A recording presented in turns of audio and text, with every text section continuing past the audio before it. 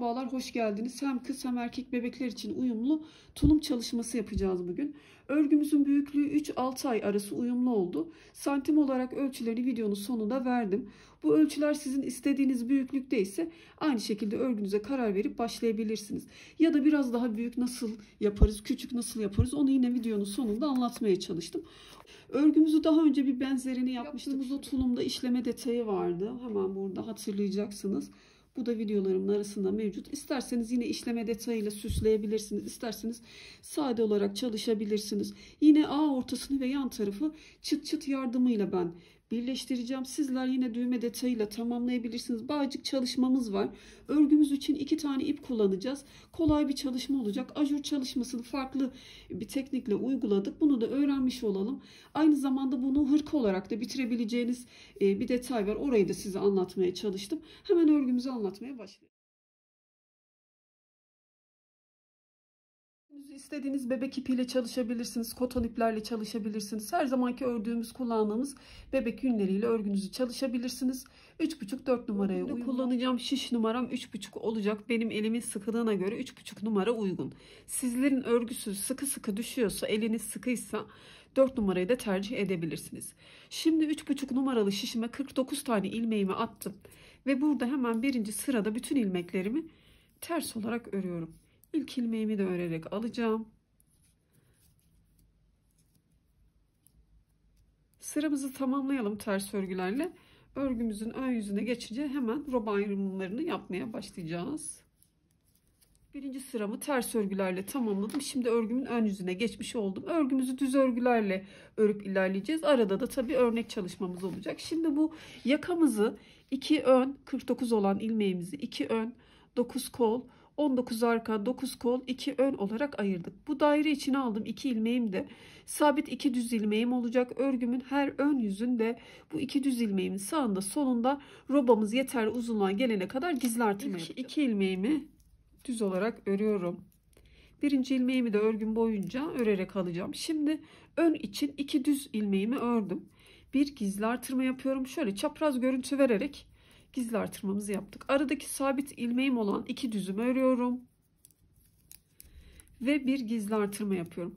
Kol için şimdi kol ilmeklerimi öreceğim. 9 düz örüyorum gizli artırmadan sonra. 1 2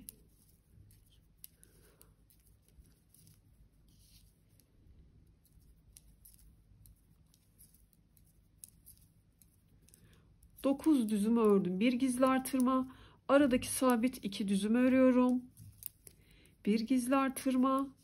Arka için 19 ilmeğimi örüyorum. 1 2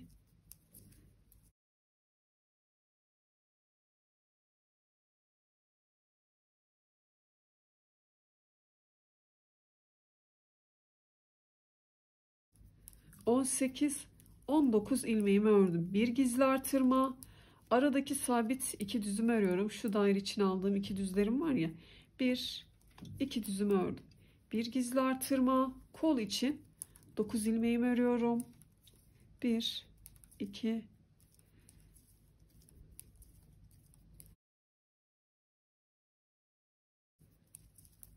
Gizli artırmadan sonra kol için 9 tane düz ilmeğimi ördüm. Bir gizli artırma, 2 düz örüyorum. Bir gizli artırma, ön için kalan 2 düz ilmeğimi örüyorum. Örgümün arka yüzüne geçiyorum. Örgümün ters yüzünde hiçbir işlem yok. Artırdığım bu gizli artırmalar da dahil. Bütün örgümü ters örgüyle örüyorum arka tarafta. Sıramızı tamamlayalım ters örgüyle. Arka yüzden sıramı tamamladım. Örgümün ön yüzündeyim. Bu aşamada örgümüzde kollarda ve arkada model kuracağız. 5 ve katlarından oluşuyor örneğimiz. Aynı zamanda örgümüzün her ön yüzünde bu 2 ilmeğimizden sonra ve örgümün sonunda kalan 2 ilmeğimden önce gizli artırma yapacağım. Kruvaze yaka çalışmamı sağlamak için şu görüntüyü verebilmek için örgümün başındaki 2 ilmeği yanında zaten roba dibinde de artış yapacağımız için şu üçgen görüntüyü sağlamış olacağız. Yine örgümün sonunda 2 ilmeğimden önce gizli artışlara ulaşana kadar bu kruvaze kapanması için bu 2 ilmeğimizin yanında artırmalar yapacağız. Şimdi ön tarafta yeterli sayıda ilmek sayımız olmadığı için ön tarafta örnek kurmayacağız.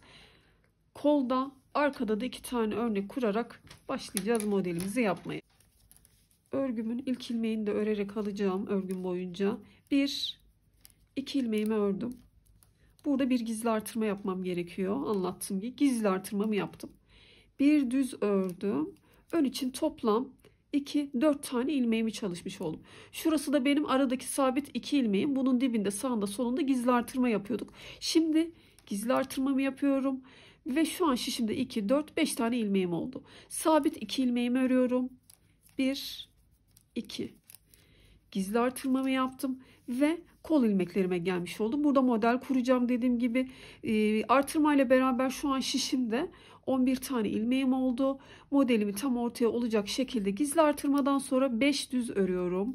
1, 2, 3, 4, 5 düzümü ördüm. Şişime şöyle doladım. Sizin ilmek tutuşunuz, dolama şekliniz nasılsa öyle yapabilirsiniz. Benim ilmek atışıma bu görüntüye takılmayın yani. Şişime doladıktan sonra yanındaki 2 ilmeğin yönünü düzeltiyorum. İkisini bir alıp düz olarak kesiyorum. Şu görüntüyü sağlamak için. Şöyle dışa doğru bir kesim vermek istediğim için. Sizin ilmekleriniz yönünü düzeltmeniz gerekmiyorsa bunu yapmazsınız. Ama benimle aynı şekilde ilmekleriniz aynı yöndeyse düzeltiyorsunuz. Modelimizi ilk kurarken bunu yapıyoruz. Dola, yanındaki 2 ilmeğin yönünü düzelt, kes. Bu kadar.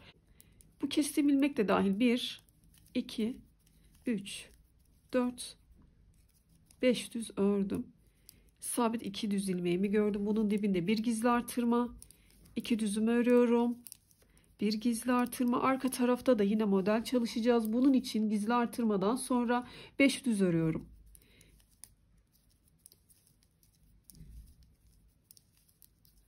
Beş düzümü ördüm. Şişime doladım. Yanındaki 2 ilmeğin yönünü düzeltip düz olarak kestim. Kestiğim ilmeği de sayıyorum ve 9 düz örmüş oluyorum. 1, 2, 5, 6, 7, 8, 9. Şöyle baktığımızda kestiğim ilmeği de saydığımda 2, 4, 6, 8, 9. Şişime doladım. İlmeklerimin yönünü düzeltip ikisini bir alıp kestim. 2 tane model kurmuş oldum. 2 modelimin arasında da şu kestiğim ilmekleri saydığımda 9 tane düzüm var. Şimdi roba çalışmama doğru bu kestiğim düzü de saydığımda 1, 2, 3, 4, 5 tane düz örmüş oldum. Bir gizli artırma, sabit 2 düz ilmeğim çünkü. Bunun dibinde artışlar yapmamız gerekiyor, gizli artırmalar. 1, 2 düzümü ördüm. Bir gizli artırma, kol ilmeklerimdeyim. Gizli artırmadan sonra 5 düz örüyorum.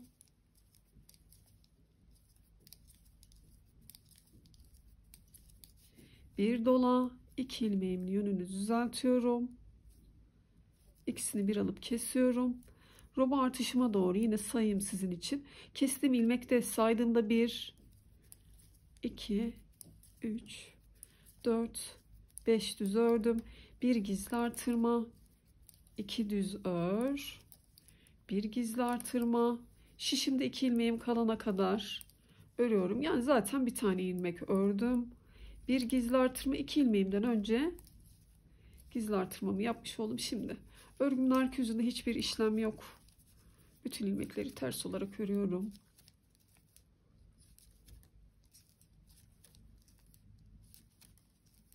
Gizli artırmalarımı şöyle kapalı olacak şekilde örüyorum tabii ki. Bunu biliyorsunuz. Modelimdeki artışıma geliyorum.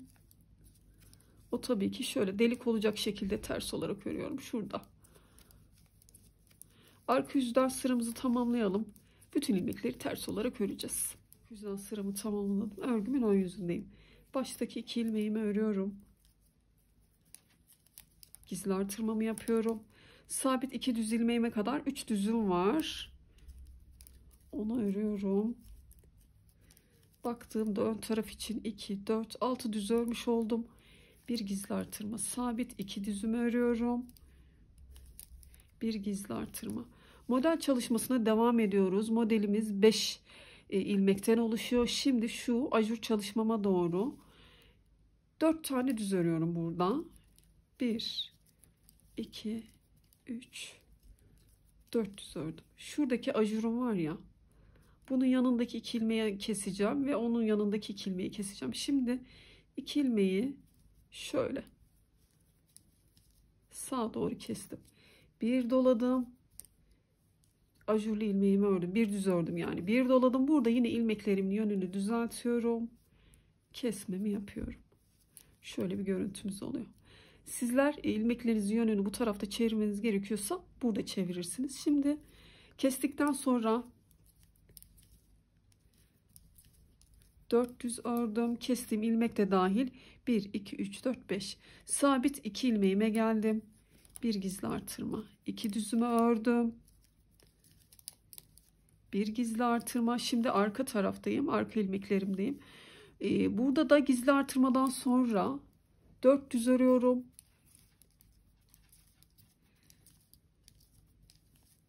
Saymasak şu görüntüyü görüyoruz ya, 5 ilmek. Şu delikli olan ilmeğim tam ortada. Bunun yanındaki 2 ilmeği keseceğim. Bunun yanındaki 2 ilmeği de keseceğim.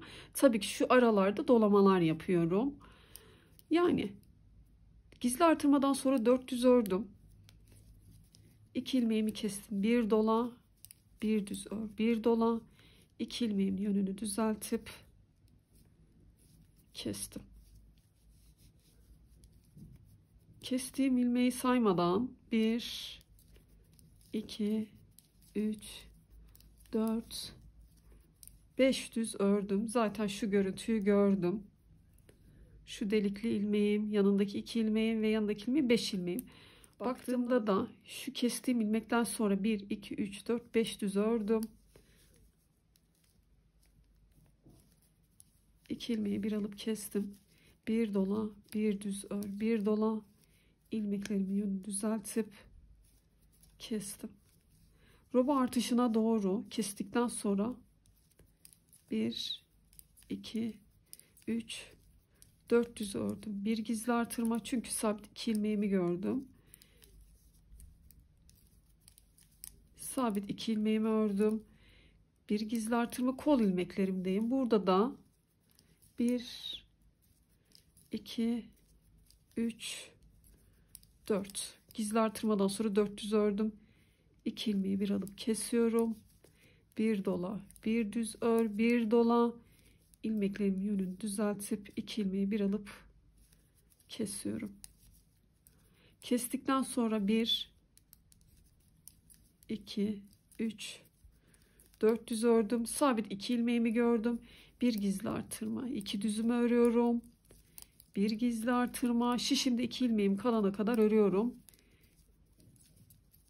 3 düz örmüş oldum. Bir gizli artırma, 2 düzümü örüyorum. Örgümü çeviriyorum. Arka tarafta hiçbir işlem yok. Arka yüzde bütün ilmekleri örelim.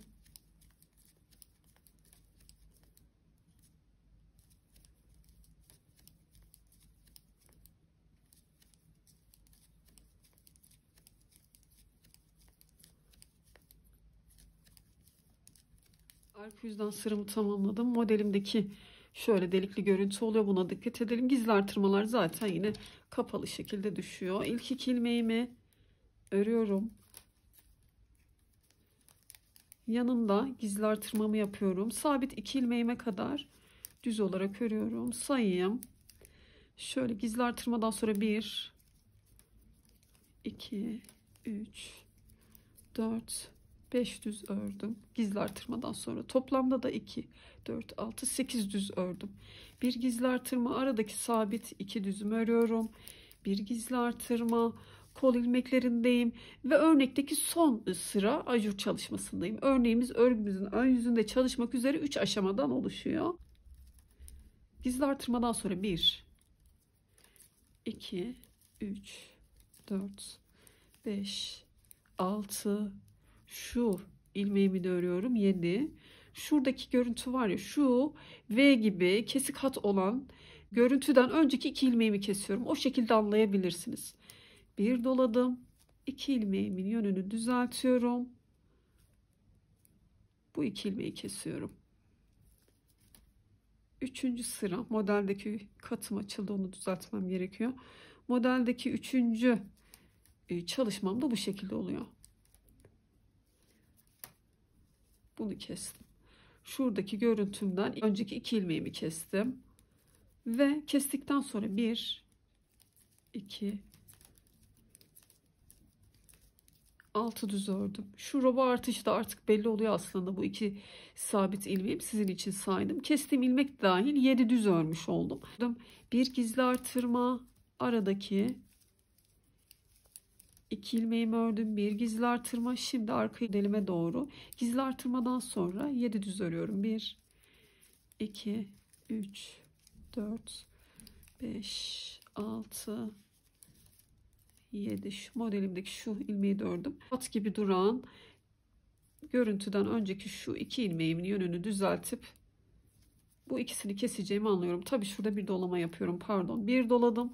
Yanındaki 2 ilmeği bir alıp kestim. Kestikten sonra 1, 2, 3, 4, 5, 6, 7, 8. Şu 2 ilmeğimi keseceğimi anlıyorum. Bir doladım. İkisinin yönünü düzeltip bir alıp kestim. Şuradaki rob artışına doğru örüyorum şimdi. Kestikten sonra 1, 2, 3, 4, 5, 6 düz ördüm. Kestiğim ilmekle beraber 7 düz. Bir gizli artırma, aradaki sabit 2 düzümü örüyorum. Bir gizli artırma. Kol modelimdeyim. Kol modelime doğru 1, 2, 3, 4, 5, 6, şöyle bakıyoruz. 7. Şu 2 ilmeği keseceğim. İlmeklerimi yönünü düzeltiyorum. Bir doluyorum tabii ki. Sonra bu 2 ilmeği bir alıp kesiyorum. Ve 3. sıra modelimi çalışmış oldum.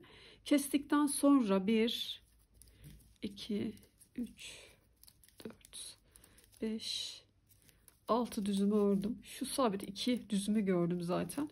Bir gizli artırma, 2 düz ör. Bir gizli artırma, ön ilmeklerimde 2 düzüm kalana kadar örüyorum. Kestikten, pardon, gizli artırmadan sonra 1, 2, 5 düz örmüş oldum. Bir gizli artırma, 2 düzümü örüyorum.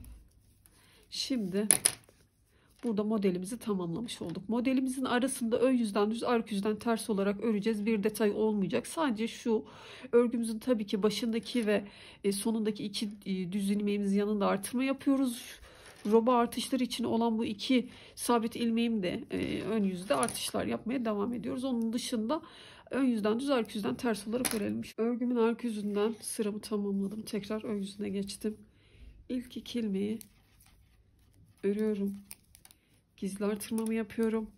Aradaki sabit ilmeğime kadar bütün ilmekleri düz olarak örüyorum.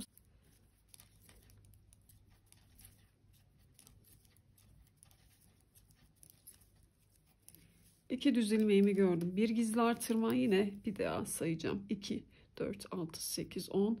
Gizli artırma ile beraber 11 ilmeğim oldu. 2 düzümü örüyorum. Bir gizli artırma. Kol ilmeklerimde diğer 2 düzüme kadar bütün ilmekleri düz olarak örüyorum.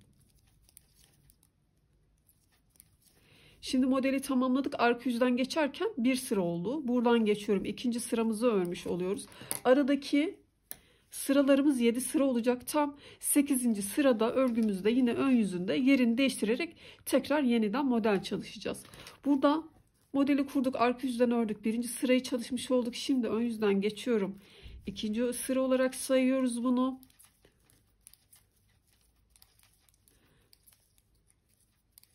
Düz örgülerle ilerliyorum. 2 sabit ilmeğimi gördüm. Bir gizli artırma. 2 düzümü ördüm. Bir gizli artırma. Arka ilmeklerimi de düz olarak örüyorum. Şu 2 düz hattıma kadar. Yine onun dibinde, sağında, solunda artırmalar. Roba artışımı yaptıktan sonra arka ilmeklerimi de hepsini düz olarak ördüm. Yine sabit 2 ilmeğimi gördüğümde sağında, solunda artırma yaptım. Kol ilmeklerimi de düz olarak ördüm. Burada da 2 düz ilmeğimin sağında, solunda artırmalar, devam ettim. Şişimde 2 ilmeğimden önce yine gizli artırmamı yaptım. Sıramızı örgümüzün her ön yüzünde bu şekilde çalışacağız. Zaten örnek arası ön yüzden düz olan çalışma detayındayız şu anda. Arka yüzde zaten bir detay yok. Bütün ilmekleri ters olarak örüyoruz. Sıraları tamamlayalım. Sıralarımı tamamladım. Örgümün ön yüzünden düz arka yüzünden ters olarak. Tabi bahsettiğim artırmalar yapmaya devam ettim örgümün ön yüzünde. Ve aradaki sıralarım da en son modeli burada bitiriyoruz ya. Arka yüzden bütün ilmekleri ters olarak ördüğüm sırayı birinci sıra olarak sayıyorum. Şurası. Şu model bitimin üzerindeki ters sıramı saydığımda 1, 2, 3, 4, 5, 6, 7 sıra örmüş olduk. Örgümün ön yüzünden 8. sırayı geçerken tekrar yeniden model kuracağız. Ama yerlerini değiştirerek ön tarafta da artık çalışacağız. Kolda da 2 tane çalışacağız. Bir önceki modelimizi sağına soluna yerleştirecek şekilde burada beraber devam edelim. Baştaki 2 ilmeğimi düz olarak örüyorum. Yanında gizli artırmamı yapmaya devam ediyorum. Bu gizli artırmamı da sayarak 8 ilmek düz öreceğim. 3, 4, 5, 6, 7, 8. 2, 4, 6, 8 ilmeğimi ördüm. Şişime doladım. Yanındaki ilmeklerimin yönünü düzelttim. 2 ilmeği bir alıp kestim. 2 sabit ilmeğime kadar örüyorum. Kestikten sonra 1, 2, 3, 4, 5, 6 düz ördüm. Kestiğim ilmeği de saydığımda 7 düz çalışmış oldum. Bir gizli artırma. Çünkü 2 sabit ilmeğimi gördüm. 2 düzümü örüyorum. Bir gizli artırma. Burada ön taraf için modelimizi kurmuş olduk. Şimdi yine bu örneğimizi sağına soluna yerleştireceğiz. Burada da gizli artırmadan sonra 6 düz öreceğim. 1, 2, artırmadan sonra 6 ilmek düzümü ördüm. Aslında saymadan da tekrar yeni modelimizi nasıl kurarız onu size anlatmaya çalışacağım. Bizim örneğimiz biliyorsunuz 5 ilmekten oluşuyordu. 5 ve katlarından. Şöyle bir önceki modelime aşağı doğru baktığımda belli oluyor zaten. Şuradaki 5 ilmeğimi örneğimdeki ilmeklerimi buluyorum. Bunun en orta noktası da şu ilmeğim oluyor. Onu da aşağı doğru indiğimde şu ajurlu yer var ya. Örneğimin en orta noktası burası. Burayı ben baz alarak şimdi modelimi kuracağım. Şurası benim örneğimin ortası ya. Biliyorsunuz iki örneğimin ortasında da kestiğim ilmekle beraber 9 tane ilmeğim oluyordu. Şimdi bu benim orta ilmeğim olduğuna göre, bir önceki örneğimdeki orta ilmeğim olduğuna göre ileri doğru 4 ilmek sayacağım.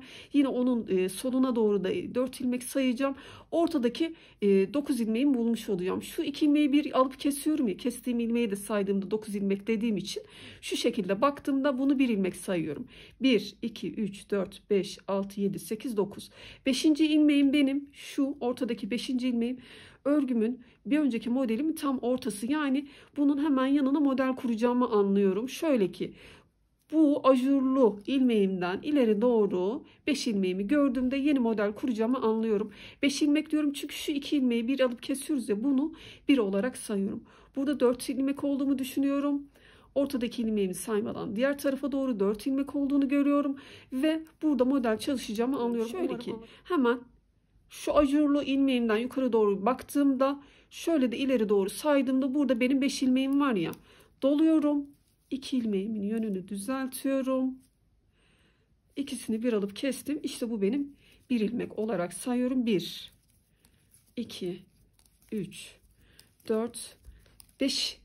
5 ilmeği saydığımda aşağı doğru hemen kontrol edelim. Şu ajurlu yere geldiğimde doğru yolda olduğumu anlıyorum. 5, 6, 7, 8, 9. Böylelikle örneğimizi sağına soluna ortalamış bir şekilde yerleştirmiş olduğumuzu anlıyoruz. Burada şişime doluyorum. Yanındaki 2 ilmeğimin yönünü düzeltip burada da modelimi kurmuş oldum. Bu kestiğim ilmekten sonra sayıyorum. 1, 2, 3, 4, 5 düzümü ördüm. Bir gizli artırma. Aradaki 2 düzümü örüyorum. Gizli artırmamı yapıyorum.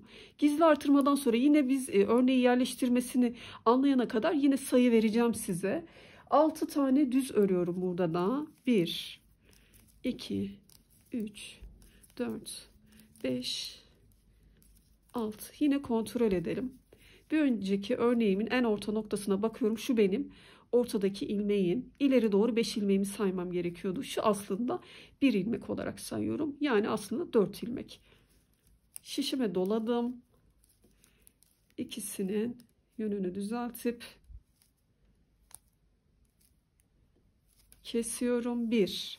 Bu kestiğim ilmeği de sayıyorum. 1, 2, 3, 4, 5. ilmeğimi ördüğümde aşağı doğru kontrol ettiğimde ajurlu ilmeğimi ördüysem doğru yoldayım. 5, 6, 7, 8, 9. Şişime doladım. Tekrar model kuruyorum çünkü 2 ilmeğin yönünü düzeltip kestim. Bu ilmeği de sayıyorum. 1, 2, 3, 4, 5. Tekrar 5. ilmeğimi ördüğümde aşağı doğru bakıyorum. Evet. 6, 7, 8, 9. Doladım. 2 ilmeğimin yönünü düzelttim. Bu kestiğim ilmeği de sayıyorum. 1, 2, 3, 4, 5, 6 düzümü ördüm ve gizli artırma yapacağım yeri gördüm. Gizli artırmamı yaptım. 2 düzümü ördüm. Gizli artırmamı yaptım. Arka tarafta da 1, 2, 3 tane model çalışmış olduk. Yine burada gizli artırmadan sonra 6 düz örüyorum.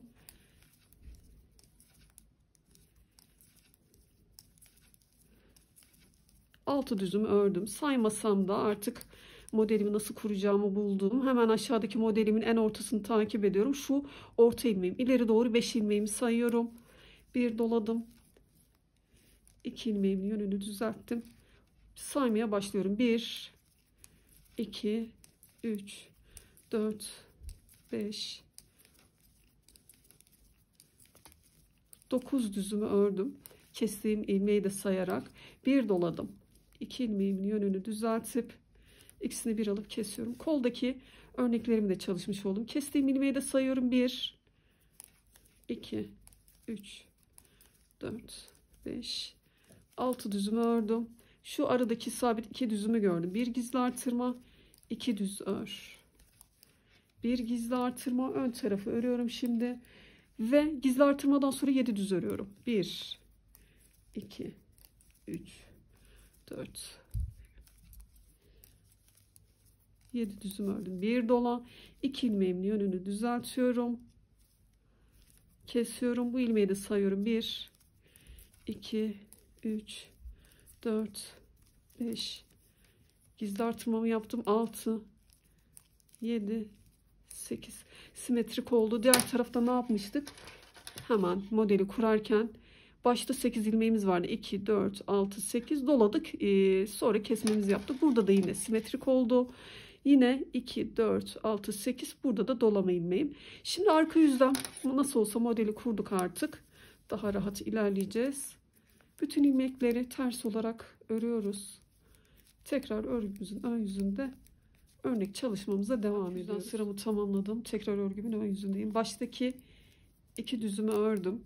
Yanında hemen gizli artırmamı yaptım. Gizli artırmayla beraber başta 7 düz ördüm. Yanında hemen 2 ilmeği bir alıp kesiyorum. Bir doladım. Şu delikli olan ilmeğim var ya, onu ördüm. Bir düz ördüm. Bir dola. Yanındaki 2 ilmeğin yönünü düzeltip 2 ilmeği bir alıp kesiyorum. Ve şu aradaki sabit 2 ilmeğime kadar kestikten sonra 1, 2, 3, 4, 5, 6 ilmek düz ördüm. Bir gizli artırma yapıyorum.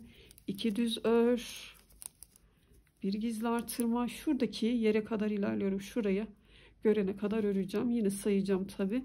Gizli artırmadan sonra 1, 2, 3, 4, 5 düz ördüm. Şurası benim modelimdeki 5 ilmeğim. Hemen yanındaki 2 ilmeği kesiyorum. Bir dola, bir düz ör, bir dola. 2 ilmeğimin yönünü düzeltip ikisini bir alıp kestim. Arada kestikten sonra 1, 2, 3, 4, 5 düz örüyorum. Şu modelime geldim. Yanında 2 ilmeği bir alıp kestim. Bir dola, bir düz ör, bir dola. 2 ilmeğimin yönünü düzeltip ikisini bir alıp kesiyorum. Sabit ilmeğime kadar kestikten sonra 1, 2, 3, 4, 5 düz ördüm. Şöyle gizli artırmamı yaptım. Aradaki sabit 2 düzümü örüyorum. Gizli artırmamı yapıyorum. Modelime doğru yine 1, 2, 3, 4, 5 düzümü ördüm. Örneğimi gördüm. İkisini bir alıp kesiyorum. Bir dola, şu ortadaki ajurlu olan ilmeğimi örüyorum. Bir düz ör, bir dola. 2 ilmeğimin yönünü düzeltip ikisini bir kesiyorum. İki modelimin arasında kestikten sonra 5 düz örüyorum bu aşamada. 1 2 3 4 5 modelimi gördüm zaten. 2 ilmeği bir alıp kestim. Bir dola, bir düz ör, bir dola, 2 ilmeğimin yönünü düzeltip ikisini bir alıp kestim.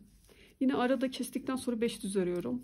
1 2 3 4 5 modelimi gördüm. Saymasam da belli oluyor aslında. 2 ilmeği bir alıp kestim. Bir dola, bir düz, bir dola. İlmeklerimin yönünü düzeltip ikisini bir alıp kesiyorum. Sabit ilmeğime kadar kestikten sonra bu ilmeği saymadan 1 2 3 4 5 düzümü ördüm. Gizli artırmamı yapıyorum. 2 sabit ilmeğimi örüyorum. Gizli artırmamı yapıyorum. Arkadaki modelimizdeki yeri çalıştık. Şimdi kol ilmeklerimdeyim. Gizli artırmamı yaptım. 1 2 4 5 düzümü ördüm. Modelimi gördüm zaten. 2 ilmeği bir alıp kestim. Bir dola, bir düz ör, bir dola. 2 ilmeğimin yönünü düzeltip kesiyorum. Kestikten sonra diğer modelime kadar 5 düz örüyorum.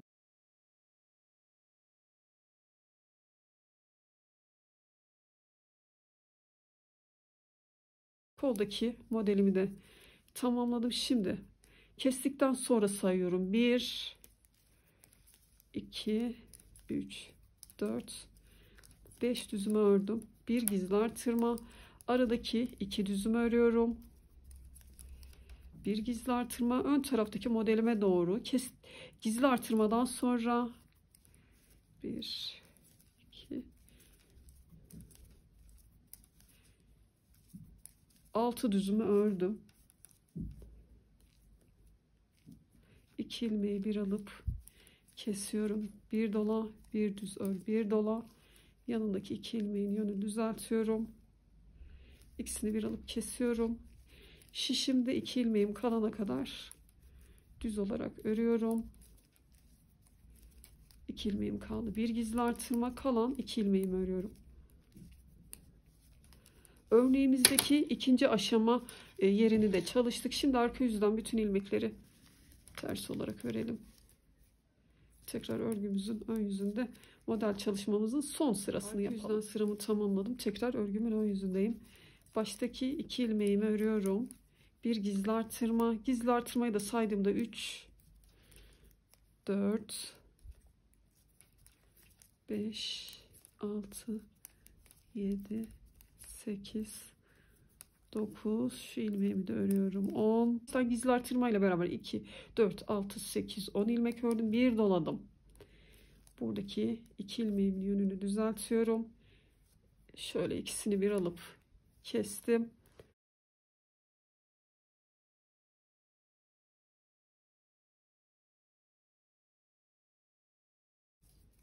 İki sabit ilmeğimi gördüm. Bir gizli artırma, 2 düzümü ördüm.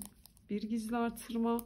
Buradaki modelime doğru sayacağım. Gizli artırmadan sonra 1 2 4 5 6 7 8 bir doladım. Şu hattım var ya, bunun önündeki 2 ilmeğin yönünü düzeltip kesiyorum.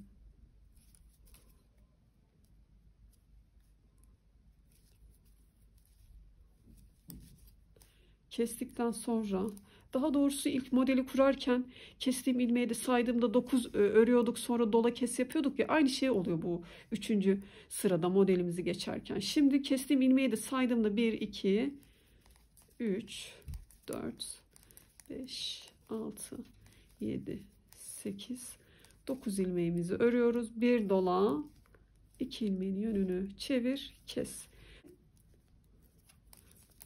Ön ve kol için modeli tamamlamış olduk. Aradaki sabit 2 ilmeğime kadar düz olarak örüyorum. Yine saydığımda kestiğim ilmeği de sayarak 1, 2, 3, 4, 5, 6, 7, 8 tane ilmek örmüş oldum. Bir gizli artırma, aradaki 2 düzümü örüyorum. Bir gizli artırma, gizli artırmadan sonra 1, 2, 3, 7, 8 düz örmüş oldum. Bir dola, 2 ilmeğin yönünü düzeltiyorum. İkisini bir alıp kesiyorum. Bunu da saydığımda 1, 2, 3, 4, 5, 6, 7, 8, 9 düz ördüm. Bir dola, 2 ilmeğin yönünü düzeltip kesiyorum. Kestiğim ilmeği de sayıyorum. 9 tane öreceğim. 1,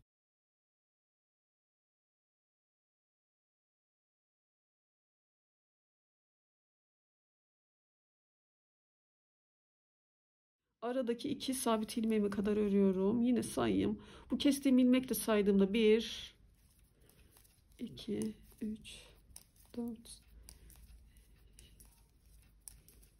8 düzümü ördüm. Bir gizli artırma, 2 düz ör. Bir gizli artırma, örneğime doğru yine gizli artırmadan sonra 1, 8 düz örmüş oldum. Şu hattımdan önceki 2 ilmeği de görünce hem sayıyorum hem nerede keseceğimizi detaylı bir şekilde anlatmaya çalışıyorum. Doladım. 2 ilmeğimin yönünü düzelttim. İkisini bir alıp kesiyorum. Yine bu kestiğim ilmeği de saydığımda 9 düz örüyorum. 1,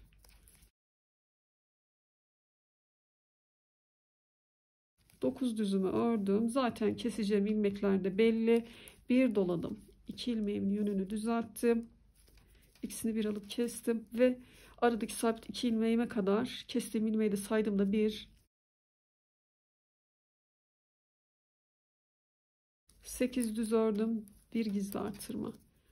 2 düz ördüm. Bir gizli artırma. Gizli artırmadan sonra 1,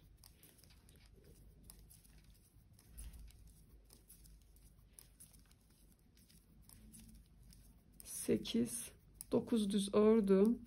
Bir dola, 2 ilmeğin yönünü düzeltiyorum. İkisini bir alıp kestim. Modelimizi artık tamamladık. Ön tarafta dahil. Şimdi 2 ilmeğim kalana kadar düz olarak örüyorum.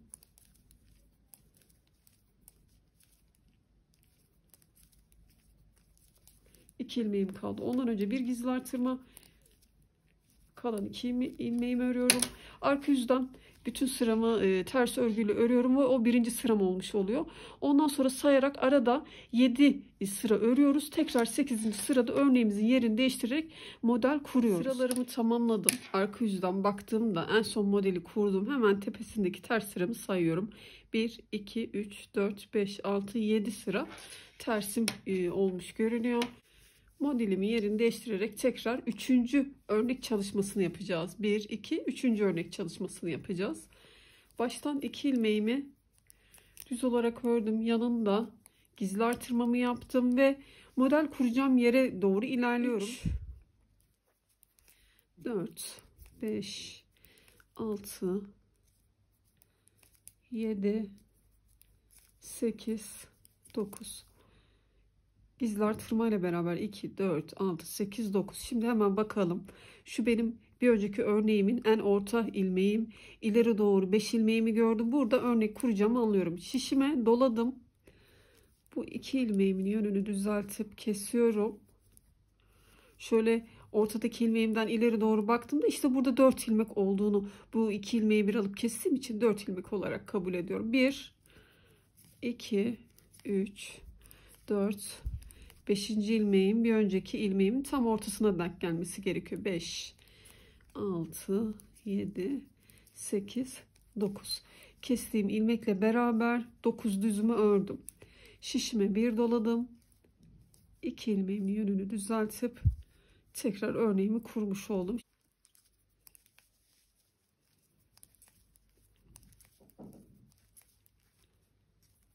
Aradaki 2 düzüme geldim. Burada gizli artırmamı yapıyorum. Bakalım kestiğim ilmeği de saydığımda 2, 4, 6, 8 düz ördüm. Gizli artırmamı yaptım.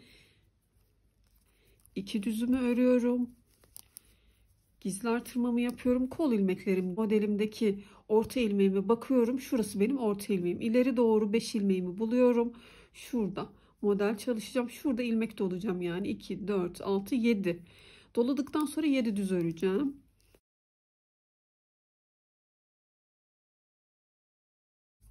Yedi düzümü ördüm. Bir doladım. 2 ilmeği bir alıp kesiyorum. Bu kestiğim ilmeği de sayıyorum. 1, 2, 3, 4, 5. ilmeğimi ördüm. Aşağı doğru kontrol ettiğimde bu ajurlu ilmeğimi ördüğümü görüyorum. Doğru yolda olduğumu anlıyorum. Devam ediyorum. 6, 7, 8, 9. Bir doladım. Yanındaki 2 ilmeği bir alıp kesiyorum. Kestiğim ilmeği de sayıyorum. 1,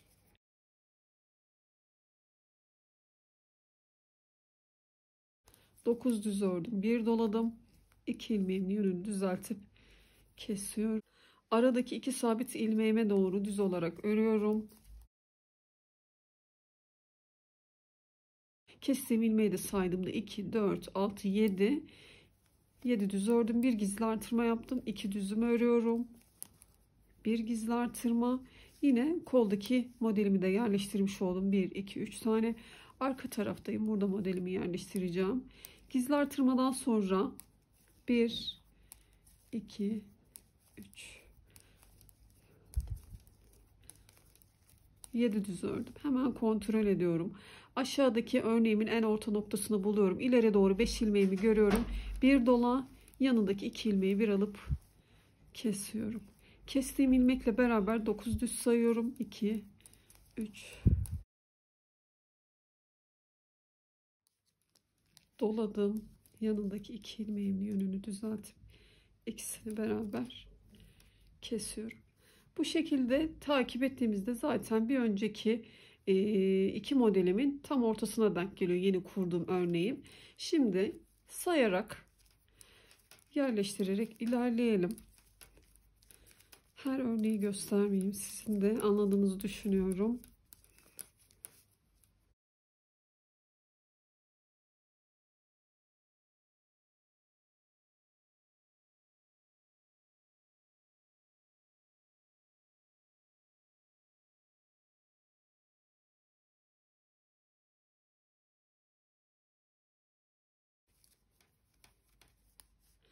Şimdi burada en son örneğimi kurduktan sonra kestiğim ilmeği de saydığımda 2, 4, 6, 7 ilmek düz ördüm.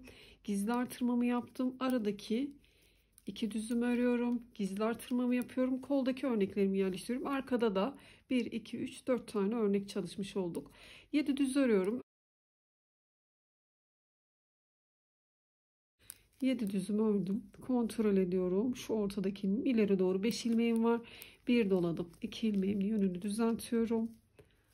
Kesiyorum.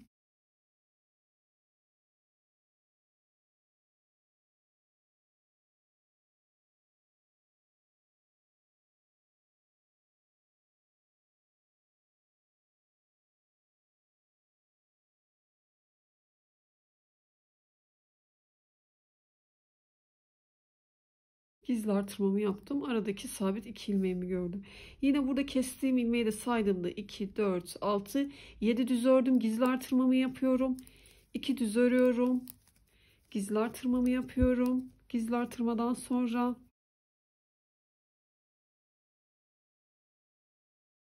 8 düz ördüm. Bir önceki sıramı takip ettiğimde şu ön tarafta 5 ilmeğim var. Bir dolan. 2 ilmeğin yönünü düzelttim. 2 ilmeği bir alıp kestim. 1, 2, 3, 9 düz ördüm. Kestiğim ilmek de dahil. Doladım. 2 ilmeğimin yönünü düzeltip kesiyorum. Ve şişimde 2 ilmeğim kalana kadar düz olarak örüyorum. Gizli artırmamı yapıyorum. 2 düzümü örüyorum. Ve bu sırada modelimizi tekrar örneğimizi kurmuş olduk. Örgümün arka yüzünden bütün ilmekleri ters olarak örüyorum. Arka yüzden sıramı tamamladım. Tekrar örgümün ön yüzündeyim. Örneğimdeki ikinci sıra aşamadayım. Baştan 2 ilmeğimi ördüm. Yanında gizli artırmamı yaptım. Örneğimdeki çalışacağım yere kadar gelmiş. Şu görüntüyü görene kadar, şu ortadaki delikli görüntümün önündeki 2 ilmeğim kalana kadar bu şekilde örüyorum. Burada da gizli artırma ile beraber 2, 4, 6, 8 düz örmüş oldum. Şimdi bu 8 düzden sonra 2 ilmeği bir alıp kesiyorum. Bir dola. Bir düz ör, bir dola. Buradaki 2 ilmeğin yönünü düzeltip kesiyorum. Kestikten sonra 2 model arasında 5 düz örüyorduk. Onu sayarak takip eden arkadaşlarım için söylüyorum. 2, 3, 4, 5. Saymasak da zaten şu görüntüyü gördüğümde burada kesme dolama yapacağımı anlıyorum. Bu delikli görüntünün önündeki 2 ilmeği kestim. Bir doladım, bir düz ördüm, bir doladım. Bu 2 ilmeğin yönünü düzeltip kesiyorum.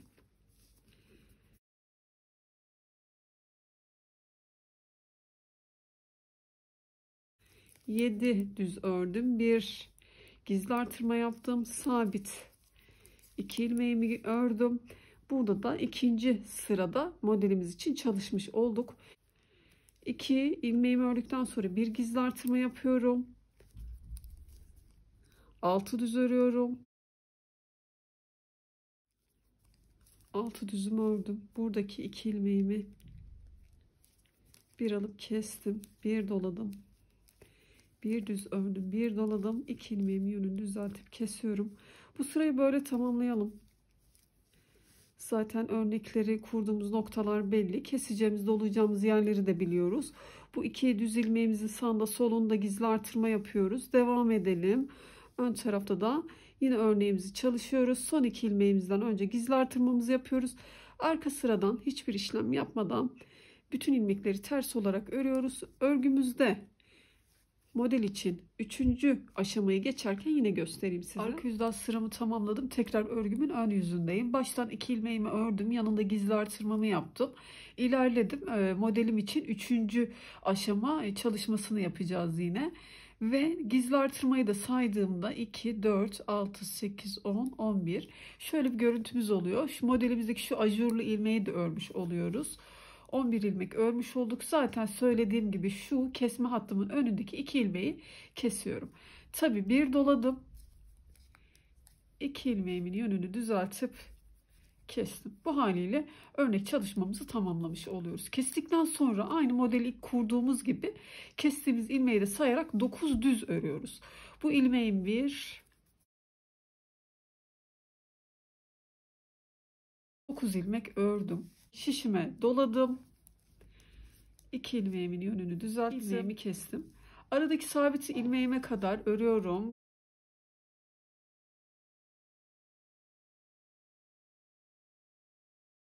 Dokuz düz ördüm. Bir gizli artırma. Aradaki 2 düzümü örüyorum. Bir gizli artırma. Yine şu ajurlu ilmeği de örene kadar ilerliyorum. Gizli artırmadan sonra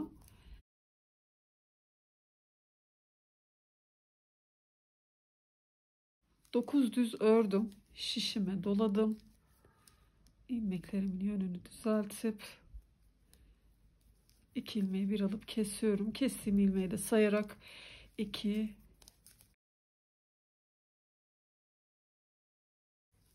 9 düz ördüm, doladım.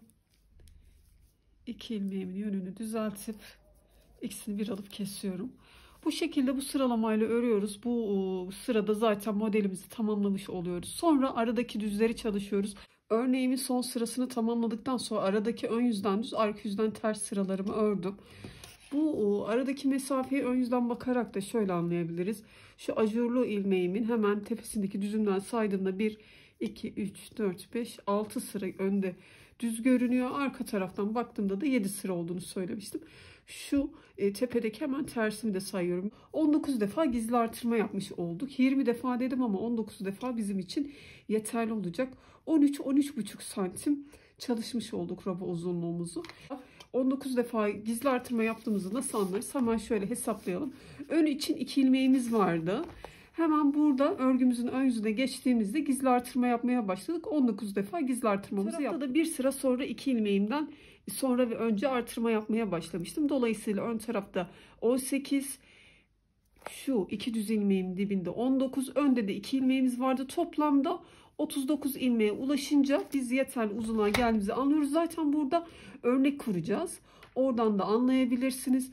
Ve bu 2 sabit düz ilmeğime kadar ön taraf için şu anda 39 ilmeğim var. Tabi şimdi artık kolları örüp ilerleyeceğim. Şu an modelimizi de kuracağız. Ama ön taraftaki bu kruvaze çalışmamız için 2 ilmeğimizin yine yanında her iki tarafta da artırma yapmaya devam edeceğiz. Rob artışlarımız bitti. Bu ilk 2 ilmeğimi örüyorum. Gizli artırmamı yapıyorum. Buna bir süre daha devam edeceğiz. Ve örnek kuracağız tabii.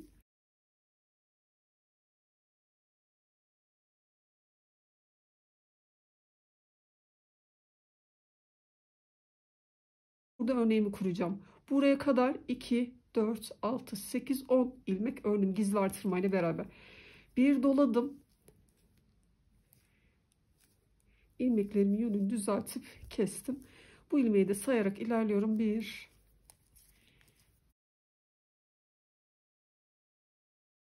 9 düzümü ördüm. Bir dola.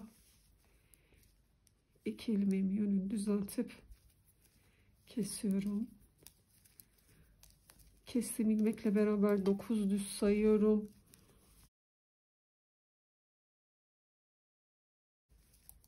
Bir doladım. Kestim. 2 sabit düz ilmeğime kadar ilerliyorum. Kestiğim ilmeği de saydığımda 2, 4, 6, 8, 9 düz örmüş oldum. Bu aradaki 2 düzümün bir tanesini bedene, bir tanesini kola dahil edeceğiz. Her iki tarafta da o şekilde yapacağım. Buradaki 2 ilmeğimden bir tanesini kola, bir tanesini arkaya dahil edeceğim. Şimdi yardımcı şişe geçip sadece kol çalışmamı öreceğim. Sizler aynı şişle de devam edebilirsiniz. Ben anlatırken daha rahat olsun diye başka şişe geçtim şimdi.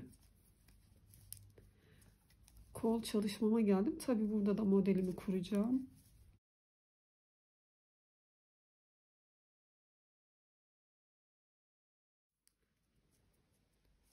Dokuz düz ördüm. Bir dola. İlmeğimin yönünü düzeltip kesiyorum.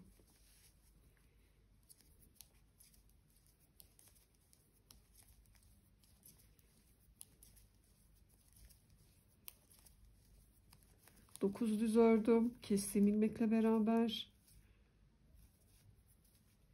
doladım ve kesmemi yaptım.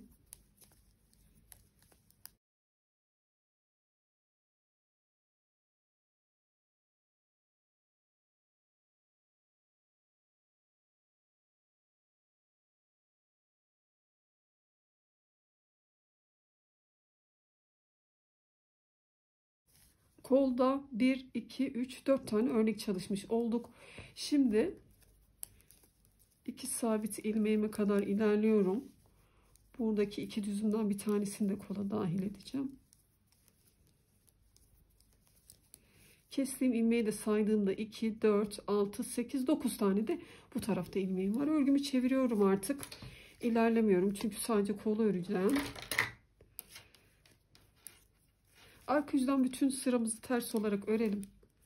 Ön yüzde tekrar devam edelim. Arka yüzden bütün ilmeklerimi ters olarak ördüm. Kol için 49 tane ilmeğim var. Şimdi örgümün ön yüzünde modelime doğru ilerliyorum. 3,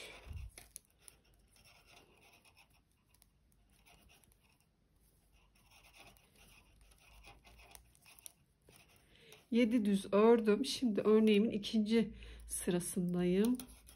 Buradaki 2 ilmeği kesiyorum. Bir dola, şu ajurlu olan ilmeğimi bir düz ör, bir dola. 2 ilmeğimi yönü düzeltip örüyorum. Kestikten sonra 5 düz örüyorum. Saymasam da zaten şuraya gördüğümde bu 2 ilmeği kesiyorum. Dola, düz ör, dola, 2 ilmeği kesiyorum. Bu sırayı böyle geçelim. Arka yüzden de ters örüyoruz. Tekrar 3. sırada modelimizi yine uygulamasını biliyoruz. Bu sıraları tamamlayalım. Yeniden örnek yerleştireceğimiz yerde beraber devam edelim. Koldaki örnek çalışmamı tamamladım. Aradaki sıralarımı da ördüm. Yeniden model kaydırarak yapacağım yerdeyim. Yeni örneğimi çalışacağım yerdeyim. Bu defa hemen bu tarafta ben örnek çalışmayacağım. Şu ortaya doğru çalışacağım. Bunu da hesapladığımda ileri doğru 5 ilmek sayıyorum. Aslında bu 5 ilmeğimden 2 tanesini bir alıp kesiyorum ya, onu 4 olarak kabul ediyoruz biliyorsunuz. Şimdi 5 ilmek saydım dediğimde şaşırmayın, o açıdan söylüyorum, tekrar ettim. İleri doğru da baktığımda da 2, 4, 6, 8, 10, 12, 14 düz öreceğim.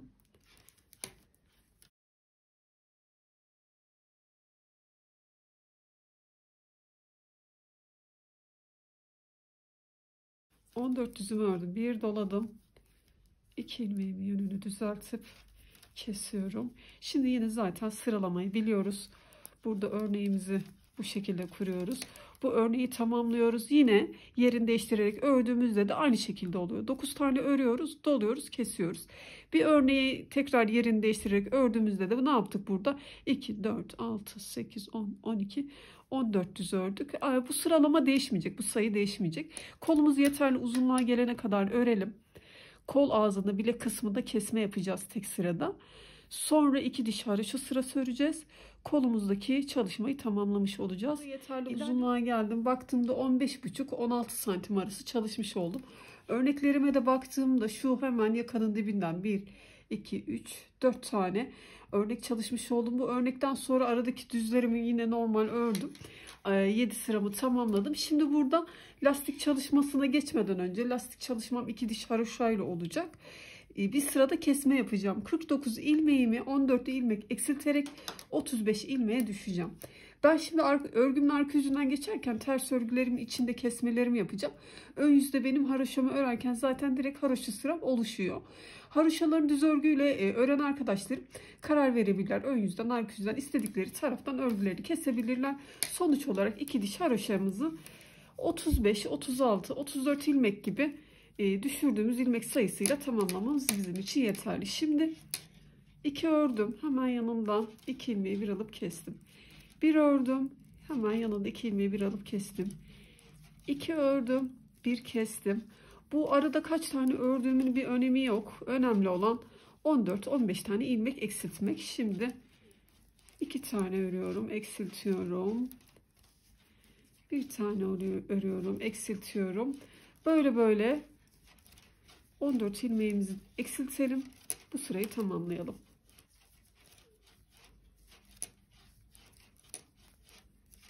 Eksilttim. İlmeklerimi eksilttim. 35 ilmeğe düşürdüm. Hemen haroşama başlıyorum. 2 sıra haroşa öreceğiz. Başka bir detay yok bu elimizde kalan ilmekleri. Sonra bütün ilmekleri kesiyoruz ve kol çalışmamızı tamamlamış oluyoruz. Benim haroşam oluşmaya başladı. 2 sıramı tamamlayıp ilmeklerimi kesiyorum. 2 diş haroşa sıramı ördüm. İlmeklerimi kestim. İpimi de biraz uzun bıraktım ki kol altı dikişinde kullanmak için. Şimdi hemen şuradan ipimi bağlayacağım.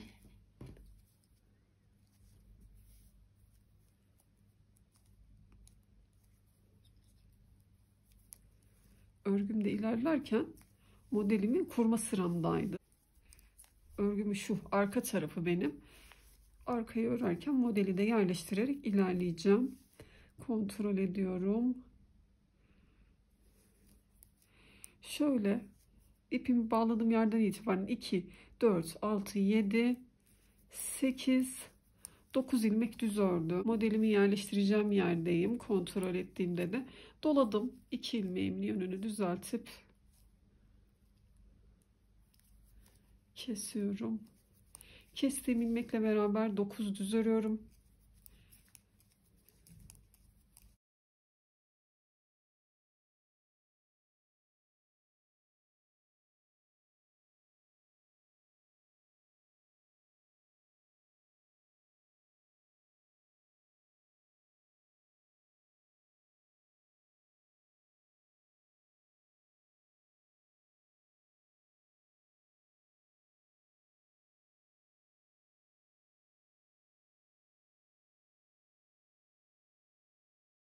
İlerledim. En son kestiğim ilmeği de saydığımda 2, 4, 6, 8, buradaki bir düzümü de arkaya dahil ediyordum. Bu aradaki 2 düzümden bir tanesi arkaya, bir tanesini kola dahil ediyordum.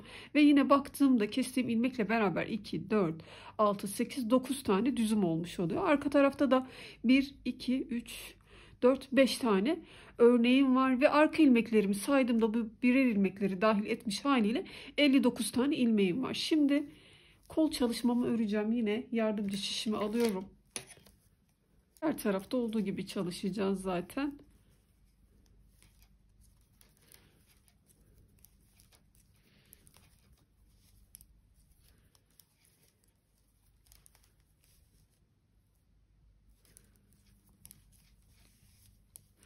Baştan 2, 4, 6, 8, 9 düzümü ördüm. Yeniden model kuracağım yer burası. Şişime doluyorum. İlmeklerimin yönünü düzeltip kesiyorum.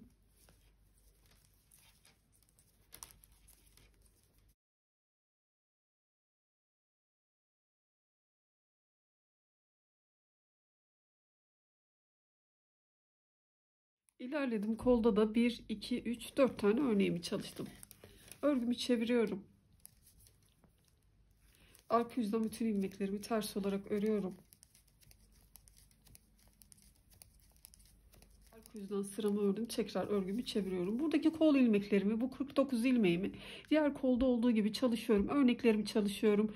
Yeterli uzunluğa gelene kadar yapıyorum. Yine kol ağzında eksiltmemi yapıyorum. 2 sıra haroşamı örüyorum. Bütün ilmekleri kesiyorum.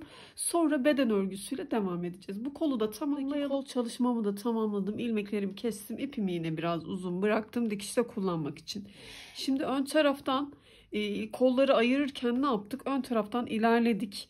Modelimizi kurduk zaten. Buradaki kolu çalıştık. Bitirdikten sonra ipimi buradan bağladım. Modelimi yine arka tarafta kurduğum şu örgümün arkasındaki, sonra buradaki kolu çalıştım. Şimdi ipi buradan bağlamam gerekiyor. Bazen ipi nereden bağlayacağını şaşıran arkadaşlarım olduğu için tekrar ettim. Şu kısımdan ipimizi bağlıyoruz.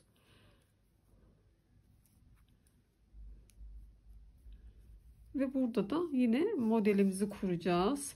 Diğer taraflarda kurduk.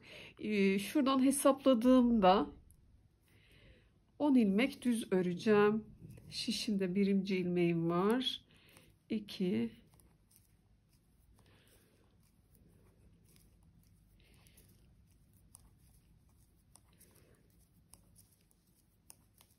3, ipimi doladım. 2 ilmeğimin yönünü düzeltip buradaki 2 ilmeği kesiyorum. Kestiğim ilmekle beraber 9 düz örüyorum. 1,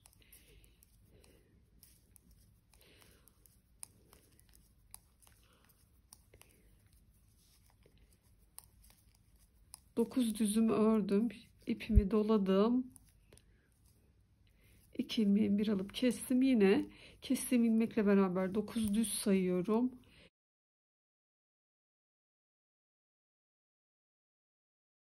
Dokuz düzümü ördüm. Bir doladım. 2 ilmeğimi yönünü düzeltip tekrar burada model kurmuş oldum. Şimdi şişimde son 2 ilmeğim kalana kadar örüyorum. Burada bir gizli artırma yapıyorum. Son 2 ilmeğimi örüyorum. Bu ön taraftaki 2 ilmeğimiz yanında artışlar yapmaya devam ediyoruz. Yeterli genişliğe gelene kadar. Arka yüzden bütün ilmekleri ters olarak örelim. Koltuk altı da birleşmiş olacak bu sırada. Tekrar ön yüzde devam edelim.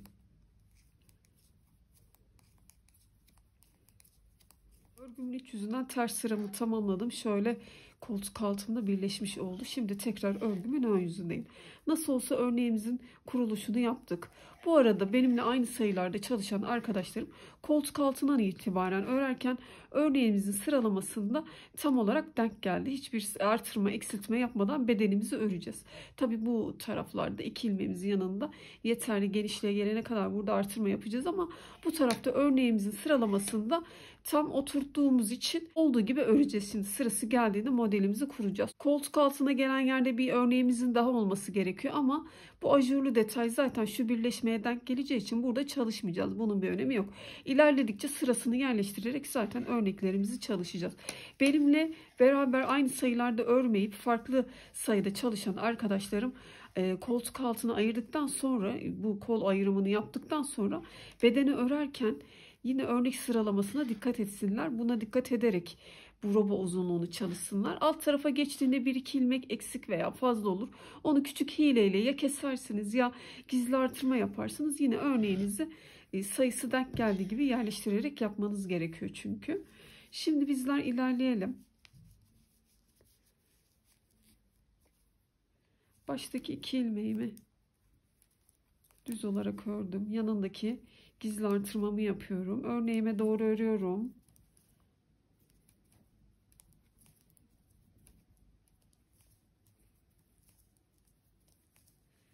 Şöyle baktığımda bu ajurlu ilmeğimin önündeki 2 ilmeği kesiyorum. Bir dola, bir düz ör, bir dola. İlmeklerimin yönünü düzeltip kesiyorum. Kestikten sonra arada 5 düz örüyorduk. 1, 2, 3, 4, 5. Zaten modelimi de gördüğünde bu ajurlu ilmeğimin yanındaki 2 ilmeği keseceğim. Kestim. Bir dola, bir düz ör, bir dola, 2 ilmeğimi kesiyorum. Örneğimizin ikinci sırasını bu şekilde gidiyoruz. Zaten biliyoruz. İlerleyelim. Bu sırayı tek tek göstermeyeyim örnekte. Dediğim gibi bu koltuk altında bir uzunca bir düz örgümüz oluyor. Onun bir önemi yok. Buradaki kurduğumuz örneklerin ikinci aşamasını yaparak sıramızı tamamlayalım. Sıramı tamamladım. İkinci aşama örneğindeki tamamlayarak arka yüzden de ters örgülerimi ördüm. Şu koltuk altındaki 2 örneğin arasındaki mesafeyi, ilmek sayısını söyleyeyim isterseniz. Kestiğim ilmeği saymadan, şunu saymadan 2, 4, 6, 8, 10, 12, 14, 15 tane ilmeğim var. Bu kestiğim ilmekleri saymadan. Benimle kıyaslayabilin diye söyledim. Baştan 2 ilmeğimi ördüm. Tabii yanında gizli artırma yapmaya devam ediyorum. Örgümün sonunda da aynı şeyi yapıyorum. 2 ilmeğim kalınca ondan önce gizli artırma yapıyorum. Bunu unutmayalım. Şimdi baştan 3. aşamadaki kesme dolamaya geldim. Şuraya kadar ilmekleri saydığımda 2, 4, 6, 8, 10, 12 ilmek örmüş oldum. Zaten keseceğim, dolacağım yeri görüyorum. Doladım. Buradaki 2 ilmeğimin yönünü düzeltiyorum. Ve 2 ilmeği kesiyorum. Bu kestiğim ilmeği de sayınca 9 düzümüzü örüyoruz.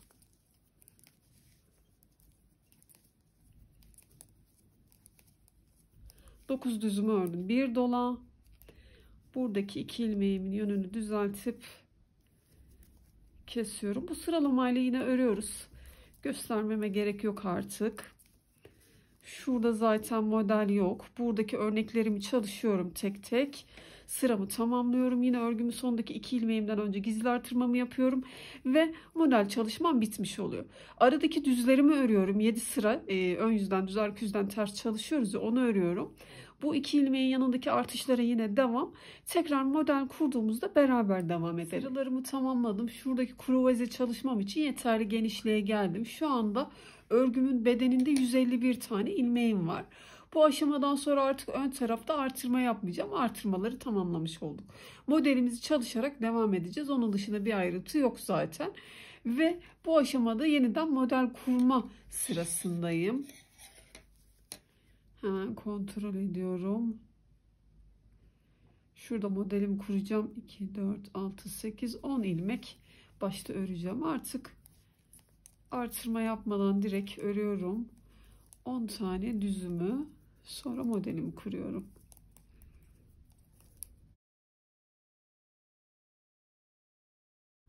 On ilmeğimi ördüm. Bir doladım. İlmeklerimin yönünü düzeltip kesiyorum. Bu sıralamayla zaten örneğimi kuruyorum. Şöyle koltuk altına geldiğimde de şurada da sıramı takip ederek sayarak burada da örneklerimi yerleştiriyorum. Onun dışında bir de örgümüzde ilerleyelim. Şimdi biraz ilerledim. Sizinle beraber başladım. Örneği tamamladım. Aradaki düzlerimi ördüm. Koltuk altında da modelimi yerleştirdiğimde şöyle bir görüntümüz oluştu. Zaten şişimizde 151 tane ilmeğimiz var. Artık artırma vesaire bir şey yapmadan olduğu gibi örüyoruz. Tekrar örnek çalışacağız. Bunu da yine sizinle beraber yapalım diye tekrar göstereceğim. Bir önceki örneğimi çalışırken baştan 10 düz örmüştüm. Sonra dola kes yapmıştık. Şimdi burada şunun önüne çalışmayacağım. Şu iki örneğimin ortasına çalışacağım. Sizler isterseniz buraya da yapabilirsiniz. Bu defa başta 15 ilmek düz örüyorum. 15 düzümü ördüm, doladım. Yanındaki ilmeklerimi kesiyorum. Bu sıralamayla devam ediyoruz. Zaten bir sonraki örneğimi tekrar yerleştirdiğimde yine aynı şekilde olacak. 10 ilmek düz öreceğim. Dola kes yapacağım. Tekrar modelimi kurduğumda yine aynı sayıda denk gelecek. Burada olduğu gibi içeriye doğru olan başlayacağım örneği de 15 düz öreceğim. Dola kes yapacağım. Zaten örneğimizi yerleştirmeyi de anladık. Yeterli uzunluğa gelene kadar örgümüzde bizler ilerleyelim. Yine sonra beraber devam edelim. Örgümde yeterli uzunluğa geldim. Koltuk altından itibaren ölçtüğümde yaklaşık 20 santim örmüş oldum bu aşamaya kadar. Bu uzunluğu siz kendi tercihinize göre 1-2 santim daha uzun veya kısa çalışabilirsiniz. Bunun bir standardı yok. Ön taraftaki örneklerime baktığımda hemen birinci modelimden itibaren 1, 2, 3, 4 tane örnek çalışmış oldum. Ve pat çalışmasının en yakın örneklerime baktığımda da 2 tane çalışmış oldum. Sizler örgünüzü hırka olarak tamamlayabilirsiniz bu aşamada. Mesela burada bütün ilmekleri kesmeden önce 2 diş haroşa sırası örersiniz. Şurada göstermek istiyorum. Bunu hırka olarak yapmıştım. 2 sıra haroşa olarak örersiniz. Sonra bütün ilmekleri kestiğinizde kenar tığlamasını da zaten örgümün sonunda yaptığımda yine aynı şekilde yaparsınız. Bütün çevresini tığ ile geçtiğinizde ve bağcık çalışması da aynı şekilde olacak. Bağcığımızı da çalıştığımızda bu örneği bu şekilde hırk olarak da kullanabilirsiniz. Örgümüze ağ çalışmasıyla devam edeceğiz. Bunun için işaretlerimi aldım, ayrımlarımı yaptım ve bu arka ortasını buldum. Bu arka ortası bize işaretlerimi, sayılarımı bulmamda yardımcı olacak. Bunun için en orta noktayı bulmam şöyle oldu. Yakamda, arka ilmeklerimdeki yakamda 2 tane örneğim vardı. Zaten burayı ortalayarak çalışmıştık biliyorsunuz. Tekrar ortaladığım örneğimi baz aldım. Aşağı doğru takip ettim. Bu örnek çalışmamdaki en ortadaki ilmeğim de bu. Buraya işaretimi taktım. Bu orta ilmeğimi saymadan ileri doğru 21 ilmek saydım. İşaretimi taktım. Yine buradaki ilmeğimi saymadan ileri doğru saydım. 21 ilmeğimi buldum. İşaretimi taktım. Bu ortadaki ilmeğimle beraber arka 43 tane ilmeğim oldu. Bu işaretimden ileri doğru 20 ilmek saydım. İşaretimi taktım. Yine aynı şekilde. Bu işaretimden ileri doğru 20 ilmek saydım. İşaretimi taktım. Şöyle ön tarafı çevirdiğimde de 34 ilmek bu tarafta, 34 ilmek de bu tarafta var. Bu ayrımları neden yaptım? Şuradaki tulumumu da göstereyim, daha anlaşılır olacak. Arka ortası 43 ilmeğim dediğim aslında benim burası olacak. Önce buradaki çalışmayı yapacağız. Aradaki 20 ilmeğin burası. Burayı çalışacağız. Tabii kesmelerimiz olacak. Ön taraftaki 34 ilmeğim dediğimde burayı çalışacağız. Diğer 34 ilmeği hemen bir sırada keseceğim. Bu şekilde çalıştığımızda daha iyi anlayacaksınız. Şimdi ayrımlarımızı yaptık. Tabii sizin örgünüzde ilmek sayınız biraz daha fazla veya eksik olmuş olabilir. Ne yaparsınız? Arka ortasını bulursunuz. İlmeklerinizi bu dağılıma göre biraz daha eksilterek dağıtırsınız ya da bu benim verdiğim sayılara biraz daha birkaç ilmek ekleyerek dağıtırsınız. Bu sayının bir standardı yok. Göz kararı olacak şekilde ayarlamanız yeterli. Şimdi örgümde en son örneğimi çalıştıktan sonra hemen bakıyorum. Arka ters sıralarım 1, 2, 3, 4, 5 sıra çalışmışım. Burada örgümün ön yüzünden geçerken işaretime kadar olan bütün ilmeklerimi kesiyorum. Tek sırada keseceğim. Bildiğiniz şekilde kesebilirsiniz. Yine bunun bir önemi yok. Kesme tekniğinizi bildiğiniz gibi çalışabilirsiniz. İşaretime kadar bütün ilmekleri kesiyorum. Buradaki 34 ilmeğimi.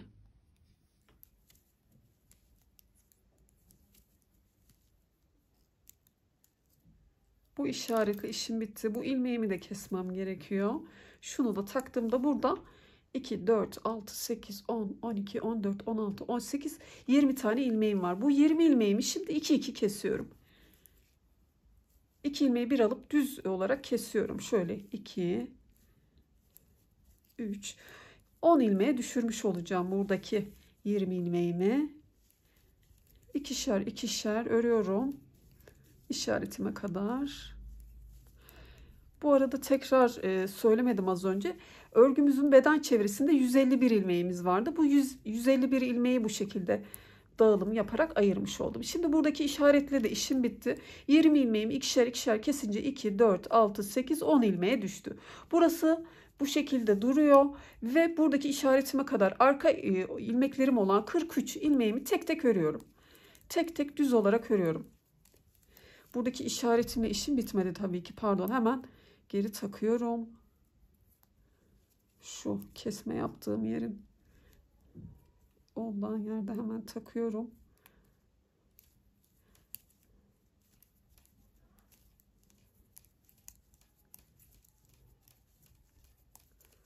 Bu arkadaki 43 ilmeğimi tek tek bu işaretime kadar örelim. 43 ilmeğimi ördüm. Buradaki işaretimi yine şöyle geçiriyorum. Şimdi aradaki 20 ilmeğimdeyim. Yine burada ikişer ikişer öreceğiz. 10 ilmeğe düşüreceğiz. İkisini bir aldım, düz olarak kesiyorum. 1, 2,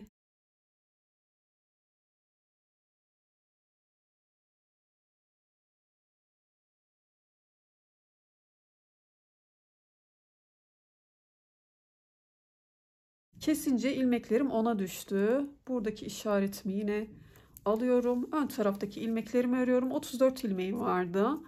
Bu 34 ilmeğim, şimdi sonra ilmeklerimi ön taraf için öreceğim ya.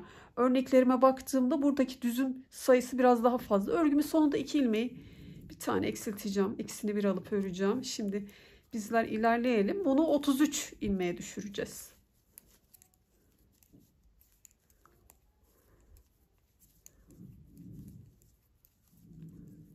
İlerledim. Şişimde 2 tane ilmeğim kaldı. Bunu ikisini bir alıp kesiyorum. Bir tane ilmek eksiltmiş oldum. Şimdi örgümü çeviriyorum.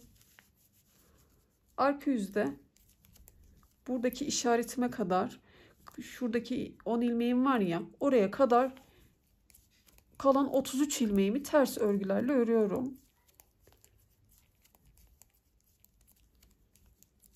İlerledim. Buradaki işaretimle işim bitti. Şimdi bu kalan 10 ilmeğimin hepsini kesiyorum.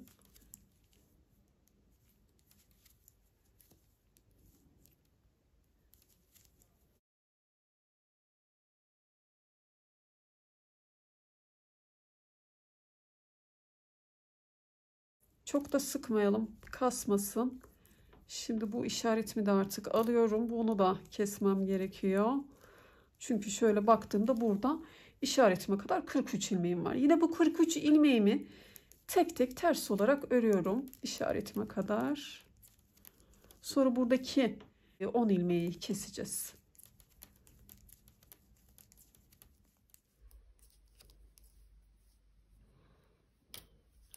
On ilmeğime geldim. Buradaki kestiğim, ona düşürdüğüm ilmeklerimin hepsini bu sırada kesiyorum.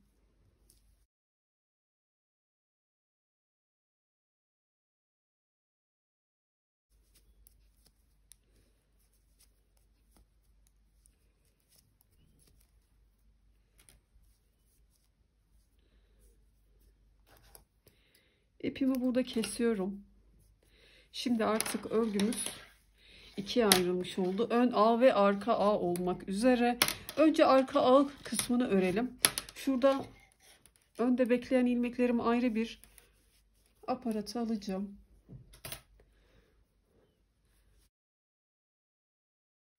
Sizler ayrı bir aparata toplamayabilirsiniz ilmeklerinizi.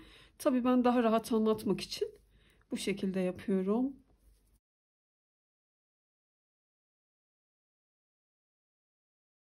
Burada arka taraftaki 43 ilmeğim üzerinden çalışacağım ve örgümün ön yüzü bende olacak şekilde ipimi bağlayacağım. Çünkü baktığımda arka taraftan 7 sıram oluştu ve bu sırada hemen örneklerimi yerleştirmem gerekiyor. Buna dikkat ederek ipimizi bağlayalım. Ve örneklerimi de şimdi biz kesmelere başlayacağımız için şurada bir örnek kurmamız gerekiyor gibi gözükse de aslında ben kesmeye denk gelmesini istemediğim için şu 2 tane örnek kuracağız. Şu tam 2 yere çalışarak ilerleyeceğiz. Burada kesme yapmadan Önce bir örneklerimizi kuralım isterseniz. Sonra örgümüzün ön yüzünde ağ çalışması için kesmeler yapmaya başlayacağız. Şimdi ilerliyorum. Düz örgülerle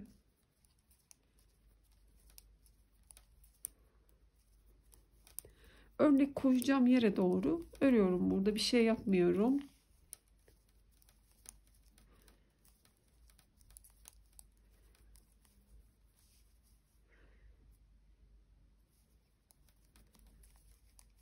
Ve bu aşamaya kadar da 2, 4, 6, 8, 10, 12, 14, 16 tane düz örmüş oldum. Burada örneğimi çalışacağım. Tekrar göstereyim. Şu an 43 ilmeğimin içinde 1, 2, 3, 4, 5 tane örneğim var. Tam şu ortada 2 tane çalışacağım. 6 ilmek düz ördüm. Şişime şöyle ipimi attım. 2 ilmeğimin yönünü düzeltip örneğimi çalışıyorum.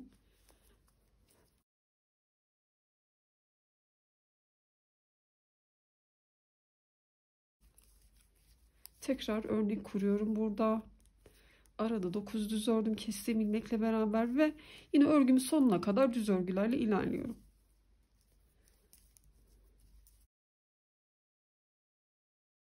Sıramızı tamamlayalım. Arka yüzden de ters örgülerle ilerleyelim. Arka yüzde hiçbir işlem yapmadan tekrar örgümüzün ön yüzüne geçelim. Arka yüzden de sıramı tamamladım. Örgümün ön yüzündeyim.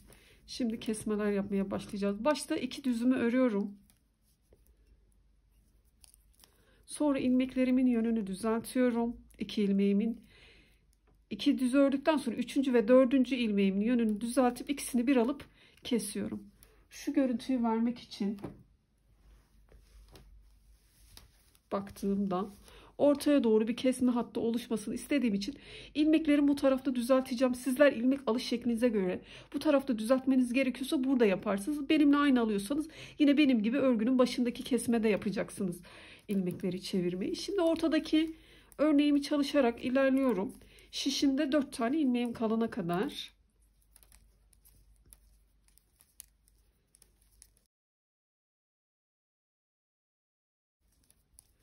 Örneğime geldim. Burada 2 ilmeği bir alıp kesiyorum.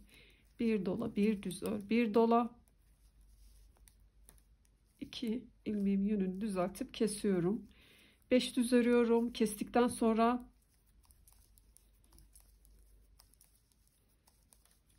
örneğime geldim. Yine 2 ilmeği bir alıp kesiyorum.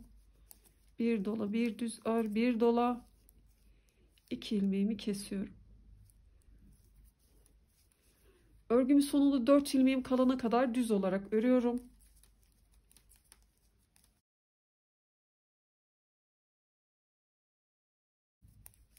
Burada 4 tane ilmeğim kaldı. İlmeklerimin yönünü düzeltmeme gerek yok. Zaten şöyle kesiyorum. Kalan 2 ilmeğimi örüyorum.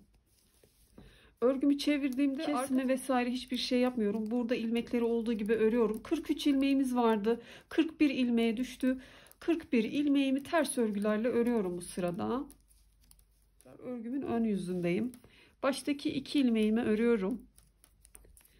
Yanındaki 2 ilmeğimin yönünü düzeltip kesiyorum. Örneğime doğru düz örgülerle örüyorum.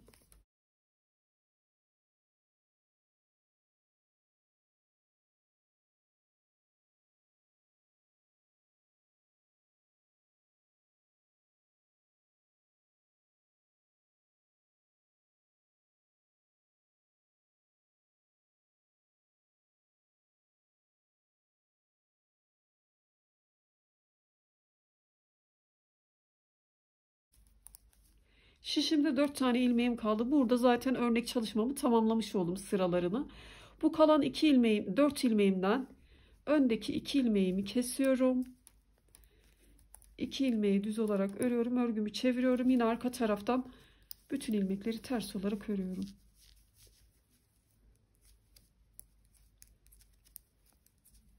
Bu yüzden sıramı tamamladım. Tekrar örgümün ön yüzündeyim.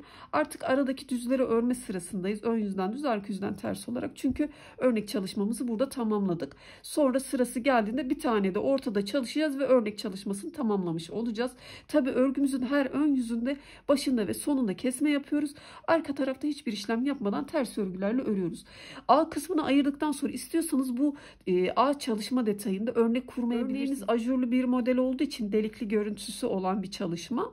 Sizler burada örnek koymayarak, bebeğin bezi olacağı için gözükmesin mesela, onu düşünerek dümdüz örgülerle de ilerleyebilirsiniz bu ağ çalışmasını. Yukarıya doğru model olması da yine yeterli olur. Bu sizin tercihinize göre karar vereceğiniz bir durum. Şimdi baştaki 2 ilmeği ördüm. Yine yanındaki 2 ilmeğin yönünü düzeltiyorum. Kesiyorum. Ortadaki ilmeklerimi 4 ilmeğim kalana kadar düz olarak örüyorum. İlerledim. Şişimde 4 ilmeğim kaldı. Burada 2 ilmeği bir alıp kesiyorum. Kalan 2 ilmeğimi örüyorum. Bu şekilde ilmeklerimizi keserek örgümüzün her ön yüzünde tabii ki ilerleyelim. Sırası geldiğinde son bir tane modelimizi çalışalım. A ortası için kaç ilmek kalacak onu size söyleyeceğim. Şimdi buradan sonrasını göstermeme gerek yok. Kesmeler bu şekilde oluyor. Örgümüzün ön yüzünde, arka yüzde ilmekleri ters olarak örelim. Sonra tekrar beraber devam edelim. Tamamladım. Şişimde 19 tane ilmeğim kalana kadar anlattığım gibi kesmelerimi yaptım. Kesme hattım da simetrik bir şekilde ortaya çıkmış oldu. Şimdi bu kalan 19 ilmeğimizi 2 diş haroşa sırası olacak şekilde öreceğiz. Sonra bütün ilmekleri keseceğiz. Arka taraftaki ağ çalışmasını tamamlamış olacağız. 2 sıra haroşamı ördüm, ilmeklerimi de kestim. Şimdi artık ön tarafa geçebiliriz. Ön şişimi aktardım ve örgümün ön yüzü bende olacak şekilde örgümüze başlayacağız. Çünkü arka taraftan 7 sıramız oluştu. Ön yüzden ilerleyip örnek kurma sırasındayız. Baktığımızda bu iki örneğimin ortasına bir tane örnek çalışacağım. Ön ağ çalışmasını böyle tamamlayacağız. Bu örneğimden ileri doğru baktığımda daha fazla düz ilmeklerim var. Az önce de söylediğim gibi burada da daha az düz ilmek sayım var. Şu an şişimde 33 ilmeğim var. O yüzden örgümün başında az önce bir tane ilmek eksiltmiştim. Şimdi örneğimizi kurarken bir ilmek tam ortalamayalım da şöyle bir ilmek ileriden kuralım. Sonra öreceğim. Örgümün iç yüzünden geçerken birkaç tane de ilmek eksilteceğim ve ön ağ çalışmamı eşitleyip örneğimde eşitlemiş bir şekilde ortalayıp ondan sonra örgümüze kesmeler yaparak devam edeceğiz. Şimdi şurada hatta öyle yaptım. Örneğimi bir tane kaydırdım. Sonrasında hiç belli bile olmuyor kurduğumda. Sonra ilerledim. Şurada da birkaç tane ilmek eksilttim ve sağındaki solundaki düzlerim eşitlenmiş oldu. Ön ağ çalışma bu şekilde tamamlamış oldum. Yine aynı şeyi yapacağız. İpimi takıyorum. Düz örgülerle ilerliyorum.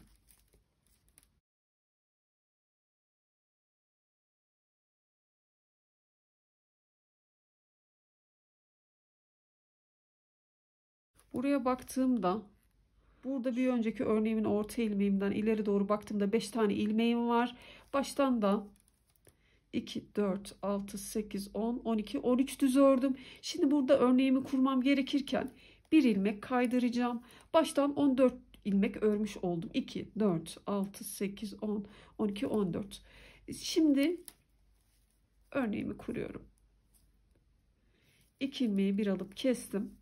Örgümün sonuna doğru bütün ilmeklerimi düz olarak örüyorum.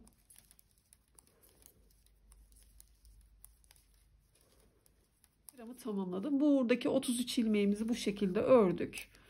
Örneğimizi kurduk. Tabi bir ilmek kaydırarak. Şimdi başta 5 ilmeğimi eksilteceğim. 5 tane ilmek kesiyorum. 1, 2, 3, 4, 5 ilmek eksiltince 33 ilmeğim 28 ilmeğe düştü. Arka yüzden bütün ilmeklerimi ters olarak örüyorum. Ön yüze geçince kesmeler yapmaya başlıyoruz. Arka yüzden sıramı tamamladım. Şimdi kesmeler yapmaya başlayabiliriz. Örgümüzün başında ve sonunda ortadaki örneğimizi de çalışıyoruz tabi. Baştaki 2 ilmeğimi düz olarak ördüm. Yine burada 2 ilmeğimin yönünü düzelttim. İkisini bir alıp kestim. Aynı arka tarafta çalıştığımız gibi yapacağız kesmelerimizi. Bu tarafta olduğu gibi. Şimdi örneğime doğru ilerliyorum.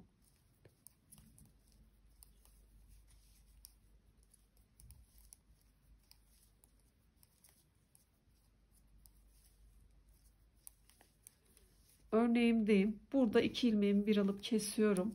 Bir dola, bir düz ör, bir dola. 2 ilmeğimi yönünü düzeltip kesiyorum.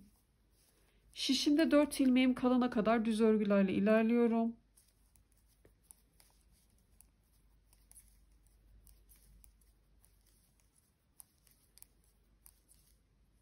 Dört ilmeğim kaldı.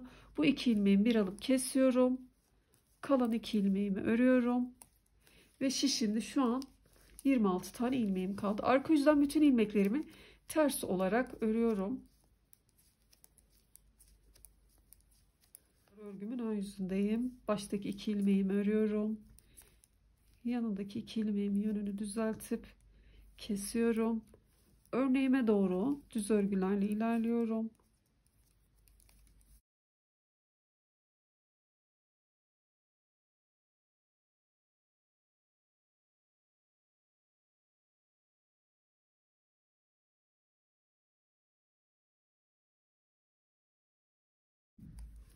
Dört tane ilmeğim kaldı. İkisini bir alıp kesiyorum.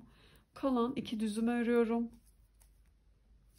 Arka yüzden bütün ilmeklerimi ters olarak örüyorum. Şişimde 24 ilmeğim kaldı.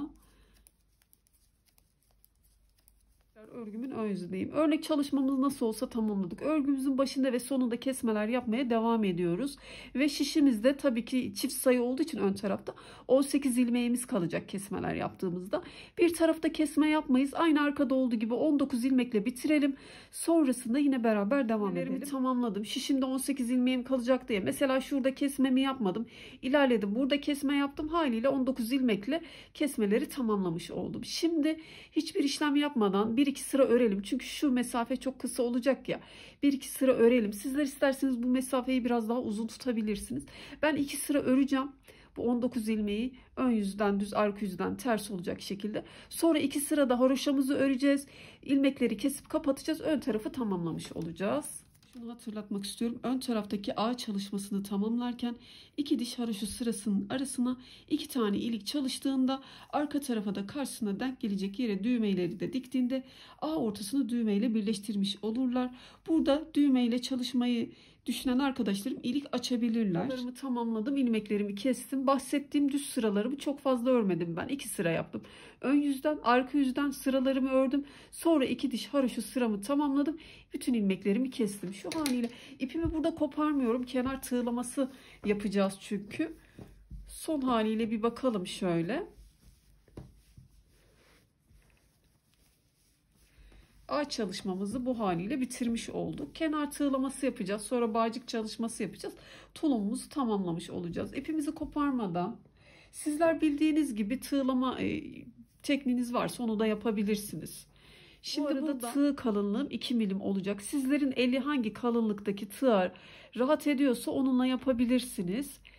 Hemen burada 4 tane zincir çekiyorum. 4 zincirimi çektim. Dibine batıyorum. Ve ilmeğimin içinden çıkarıyorum. Yanındaki sıramı takip ediyorum. 3 tane sık iğne yapıyorum.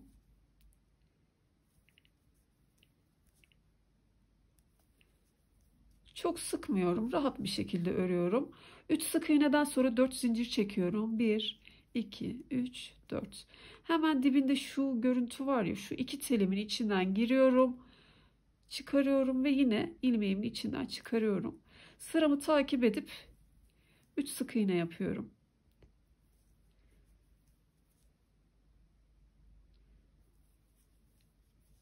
Dört zincir çekiyorum. Dibine doğru olan şu iki telimin arasından giriyorum. İpimi çıkarıp ilmeğimin içinden geçiriyorum. Sıramı takip ediyorum. Tamamen bu teknikle örüp kenar tığlamasını yapıyorum.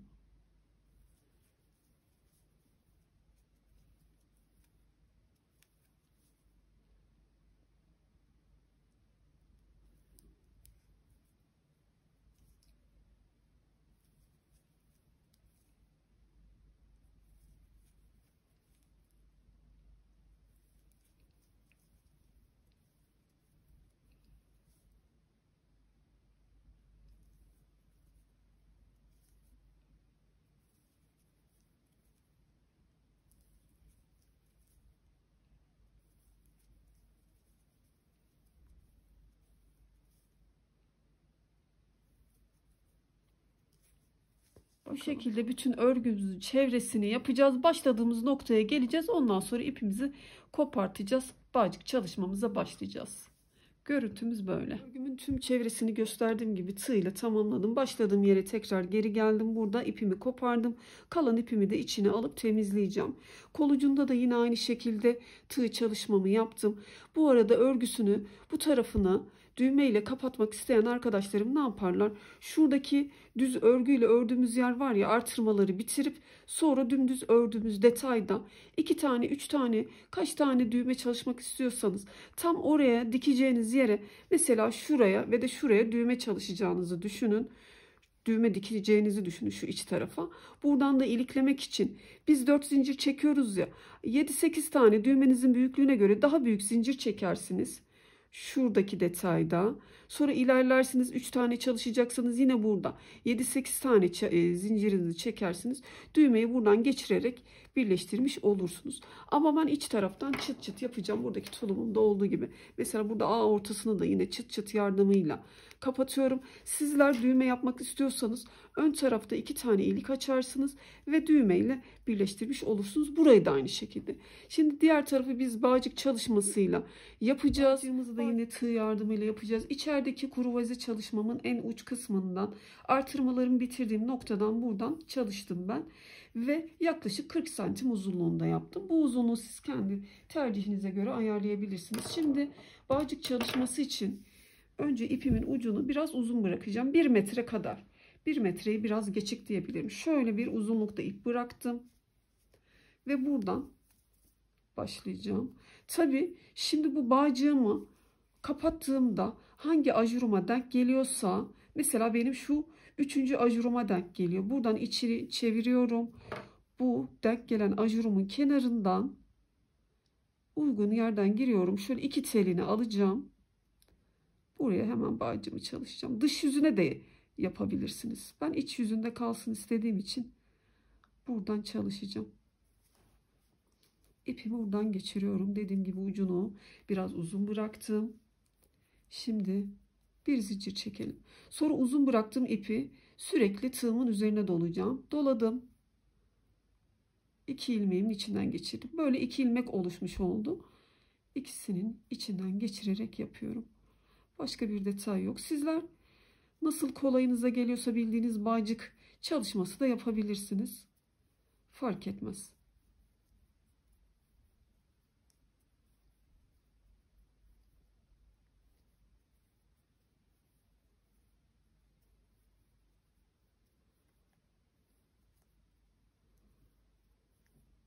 İstediğiniz uzunluğa gelene kadar bu şekilde yapıyoruz. İsterseniz bu ucunda bıraktığınız ip bitene kadar yapabilirsiniz. Bağcığım yeterli uzunluğa geldi. Zaten ucundaki ipim de bitti. Şöyle bir zincir çekeceğim. Bir tane daha. İpimi burada kesebilirim.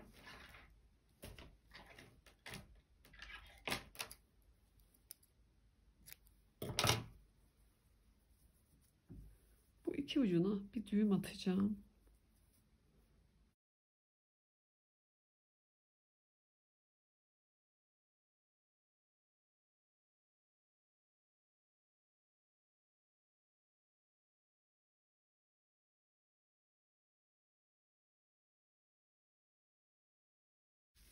İçerideki yaptığımız bağcığı bu yakın olan ajurumun içinden geçiriyorum. Herhangi bir delikli olan görüntünün içinden geçirelim. Diğer ucumu da aynı şekilde.